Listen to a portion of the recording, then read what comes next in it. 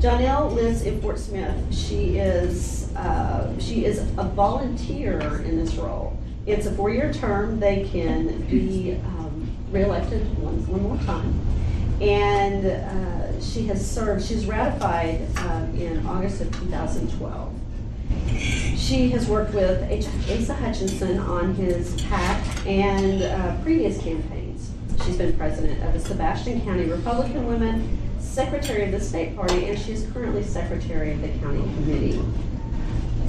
She has a Chinese pug named Smeagol and 2 grown boys who served in the military, one now serving private military and one still active military, and 2 grandsons. She's born and raised in Little Rock and just celebrated her 35-year reunion from Little Rock Central High. Please welcome Jonelle.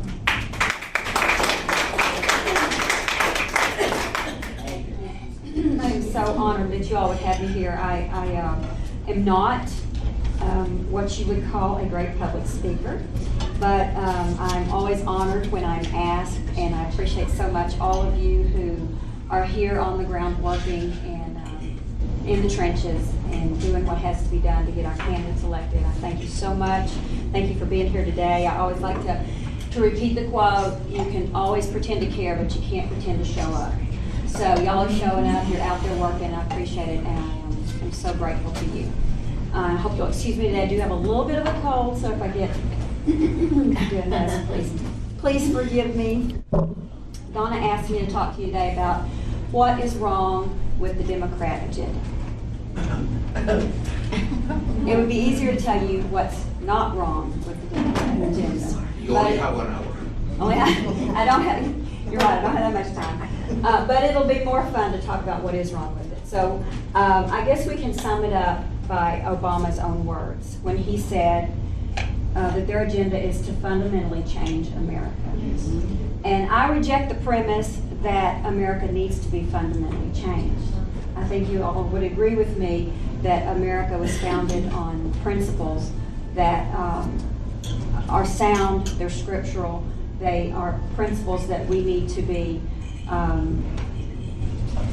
not only striving to meet, but determined, we need to be determined to fight to keep them. And so I reject their premise. But that said, that is their agenda. And the way they seek to do that is to adopt the socialist agenda, which is what we're seeing today. That agenda includes, as you all know, the redistribution of wealth, big government, federal government, less state government, and more federal government, and little or no individual responsibility, to name a few. So what is the redistribution of wealth? Well, we're seeing it right now, as you know, in what is called the Affordable Care Act, or Obamacare. And their desire is to take from the working class and give to a class of individuals who do not want to work. Now, we all know that there are people who can't work, and we have systems in place to take care of those people. That is not an issue. But they want to and have created a new class of entitlements, of people who believe that they are entitled not to work because they don't want to. You even see it in the unemployment, how they increase unemployment benefits so that people feel like they're better off not to look for work than to go look for work. So that's how we're seeing it right now. And as Margaret Thatcher said, the problem with socialism is you eventually run out of other people's money. You all know, you've probably heard the statistics that the higher the tax burden, the lower the tax revenue, because people are disincentivized. They don't have any incentive to work if everything they're striving to achieve is taken from them and given to someone who won't work. So, but then the Affordable Care Act, I think right now, is the poster child for socialism and how badly it impacts all Americans. Small businesses can't survive, the mandates and the taxation that's put upon them, and it's why unemployment is consistently at record highs under this administration. And it doesn't matter how much they fudge the numbers, they can't change that. And then as far as big government, of course, Obamacare is another prime example of how they want the states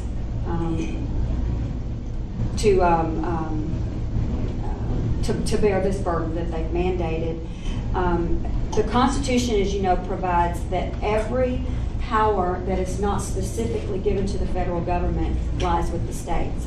But the Obama administration and our Democrat Party right now doesn't seem to care. They're not only unraveling our Constitution and trying to change it, they just ignore it and they bypass it and they do whatever they want to do. I don't know if any of you receive newsletters from Minutemen, but I do get those occasionally. And I got one, it's been several months ago. Some of you might know more about this than I do, but I did hear that the Obama administration had taken a case before the Supreme Court asking that all the rights, all the authorities given to the states, that the states have abdicated to the federal government, now be reassigned to the federal government. So in cases where the states have allowed the government to come in and start creating policies or taking away some of our states' powers, the federal government now has asked the Supreme Court just to go ahead and let us control that from now on. So that's another way that they have are specifically trying to increase the size of government and reduce the rights of the states. At what stage is that suit? I have not heard. I believe it was last year that they took it before the Supreme Court, and I've not heard another thing about it. But I would, if any of you hear anything, I would love some more information on that. Another prime example is Common Core, how they have the federal government is handing down standards that they think should be implemented in all states and all communities. And I think that we all agree, most of us agree, that that is within not only the right and the power of the states and the communities, but I think just common sense dictates that we know better what our children need in our communities and in our states than the national government does. Vicki, very eloquently in her prayer, listed some of the ways that they are taking away our liberties and our freedoms, whether it's the IRS scandal, where your freedom of speech is being infringed, or whether it is the NSA scandal, whether your privacy is being invaded. We're seeing it all across the spectrum with this administration and with the Democrat Party that refuses to, stand up for us. So, one power that is specifically granted to the federal government is the power of national defense. And what about that? How are they doing with that? Well, apparently their policies are that for political expediency, we lead wars that our military advisors tell us we are not done. We're not done. We're not safe yet. We were pulled out of Iraq before that country was secure. Military advisors told Obama, it's not time to leave yet. It is not safe yet. The job is not done. And he pulled them out because it was expedient. And now we see just in the last couple of weeks that the insurgents there are rising up again and they're taking over.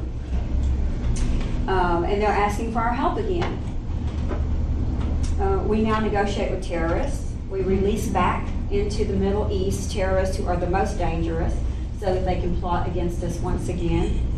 And all of that while leaving Americans to be killed in Benghazi, while at the same time reducing our troop levels so that if the time comes, we might not be able to defend ourselves from within, much less help anyone else who needs us.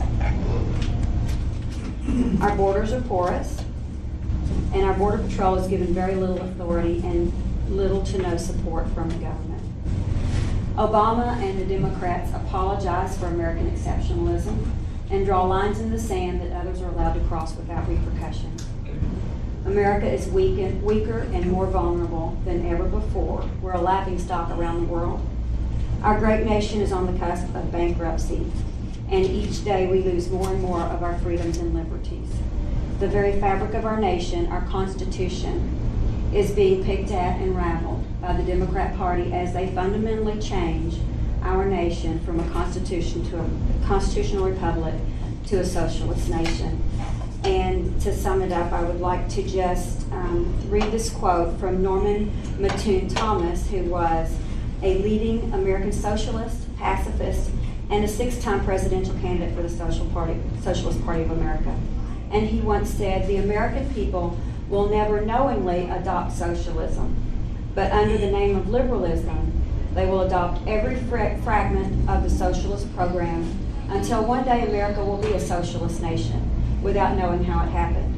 And he went on to say, I no longer need to run as a presidential candidate for the Socialist Party. The Democrat Party has adopted our platform." So there you have it. And so my last thought to you would just be, what is not wrong with the Democrat agenda?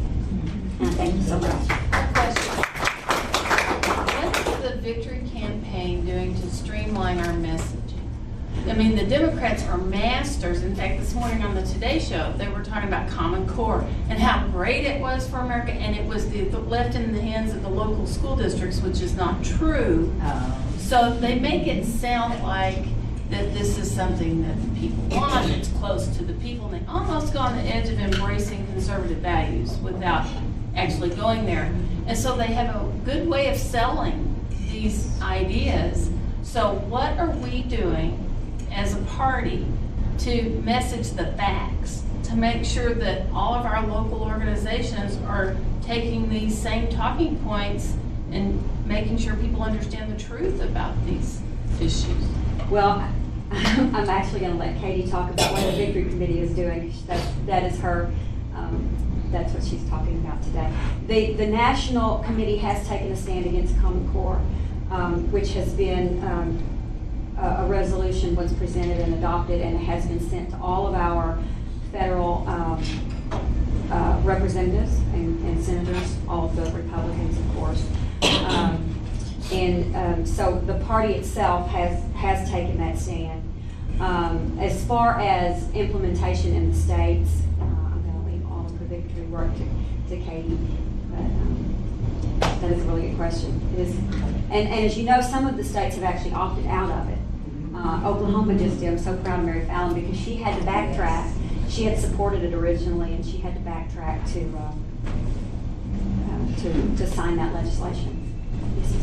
Well, I'm so heartened by what you have to say, and Doyle last night also presented a good message. But our mainline Republicans in D.C. And the heads of the Republican Party nationally don't carry that message unless it's election time and something. Reince Priebus was so much wanting to be touted as pro-life. Well, they massacre people who come across as pro-life in the Republican Party. What can we do? What are your plans? Because you don't sound like the National Republican Party. I know there are, not everyone is liberal, left-wing, but the picture that's being presented by the National Party isn't good. It bothers me to hear that because I've seen the platform. I'm there with them. I talk to these people. They have a conservative caucus that meets, and it's almost the full committee that has joined the conservative caucus. Most of, and there are a few who have some more liberal social leanings on the committee, but for the most part, the committee itself is a very, very conservative body, at least as it stands right now. So it really, and I've heard Reince. Unfortunately, he doesn't get the platform to speak at CNN or MSNBC, right, or some of the more liberal agendas where he can be heard by other people rather than the choir. It seems like he's always singing to the choir because he gets to be on Fox News. But he is out there and he is promoting a very, very conservative agenda. We can't make the legislators fall into line and do what we tell them to do. We can't make them follow the platform, just like we can't make our state legislators follow our state platform, even though we try. But the National Party is a very conservative body, and we have had, I think they get a bad rap because they're linked in for some reason with the chambers of commerce and some other bodies that tend to be a little bit more left-leaning, I guess, at times. And so I've really encouraged people to look at the national platform and to see what it is that we're promoting, because I don't think people really know. And we went to the national the Walk for Life in DC, and when we were standing having the big rally beforehand, and they had some speakers up, and somebody was introducing some of the groups that were there, and they introduced the RNC as having a group, and we all cheered, and I heard a woman next to me say, well, maybe I'll have to start donating to them again, because I think people don't believe that we're conservative, but if they find out that we are, I The hope it media changes. are experts at getting people to think how they want. Yes. They want them to think instead of giving the actual, pure, unadulterated Republican side. And like I said, Ryan Strides, he's out there and he is strong. He's a great speaker, great representative, great chairman, but he doesn't get the pulpit that the rest of them get. And I think that's what you're hitting on, or at least from somebody that's new, is we're not getting the message. We identify that the news is not fair. So that's where we go on the offensive, and we have to be out there engaging the public, and it's got to be easy to find, because when I'm looking at all the Benton County stuff, trying to learn how to get involved, I should be able to look up a website and right in my face, it is articulating the message. Instead, it's just meeting dates or get involved and it's last year's calendar. I mean, there are no talking points at all. And you know, you say that they can't follow what we get in line. We could, I mean, because I kind of want to know who I'm electing. Even if they say one thing but they're not voting in line, that should be measured. I mean, you don't have to be ugly about it, but you can say that we voted like Heritage does. The Heritage has a little, you know, we wanted this, they voted this way. Because I'll call my elected representatives, the conservative ones, for instance, the EPA regulation. And I had a conversation about that. And it was just this feeling of, oh, well, I asked them to extend the commentary. If we're going to elect people to go and do something, and that's what you're asking, is for us to knock on doors and spend our time and give our money, we have to know that the person that is elected and sent to wherever, if it's Little Rock, or that they're going to wake up every morning and fight for us and not shrug their shoulders and say, we got to win elections before we can change it. You are in place. Yeah. Some representatives that are as great as we are. Right. Yes. And I get, we're limited. I mean, but the talking point should, or wake up every morning, and this is my perspective, and this is what I shared with my elected representative. And I'll just share this once because the story gets around. My brother-in-law was killed in Operation Red Wing, which is the Lone Survivor movie. When he was on the helicopter, when they got that phone call, or whatever, radio, to go rescue those 4 guys on the hill, they knew it was a doomed mission, and yet they were all fighting to get on that aircraft for the chance to save the 4 on the ground. And one helicopter came back, one didn't. And I want my elected representative to wake up like that, just like our soldiers do, when they don't know that they'll come home or not. Maybe they put forth a bill that says, this is worth fighting for, but at least you start getting a record of who's letting it come to the floor and who's not. Anyway, I apologize. That's great. I would say But this. I think the message is really, it's got to be easily accessible, because the news isn't going to do it. Yes, that's one thing that Katie will talk about. We've not been good so far. We have the right message. We've not been good at getting it out. And so I'll leave that to Katie. But that said, there is some truth to, we have to get Republicans elected before we can get things done, because with a majority in the House of Representatives, they can pass bills all day long, and they do, and they send them up to the Senate, and because it's not a Republican-controlled body, they don't even get them to the floor. So that's why we have got to get some people into these positions, but then you're right, we have to hold them accountable. We have to hold their feet to the fire. We have to say, this is not what you ran on, this is not what you promised us, and if you don't do what you promised us, we will replace you. And you know, that's what they've done with Eric Cantor. They didn't like what he's been doing, and they held him accountable. So that's what we have to do. But for now, we've got to get our message out, and we've got to get Republicans elected. But we just keep electing them.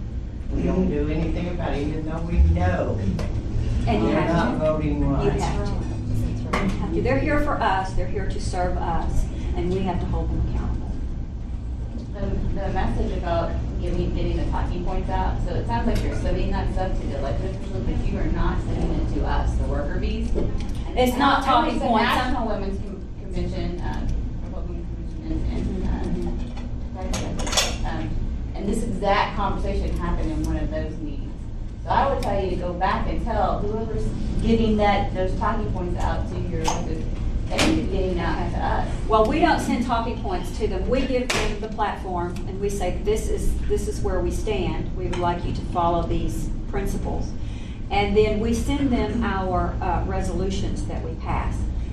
Whether it's a resolution against Common Core or supporting the military or, you know, whatever it is, they get every resolution. Those resolutions, do those resolutions have, here's why? They say, you know, it'll be Common Core, you know, whereas Common Core fundamentally, whether it's takes the choice from parents and states or whatever, however they word it, and then therefore we resolve. So it's like that. It's not really a talking point, but it may have, it very well may have some information. I'm happy to send you some of the resolutions that we pass if that helps you at all. Some of them may not be of benefit to you up here, but Well, it gives more communication. you might.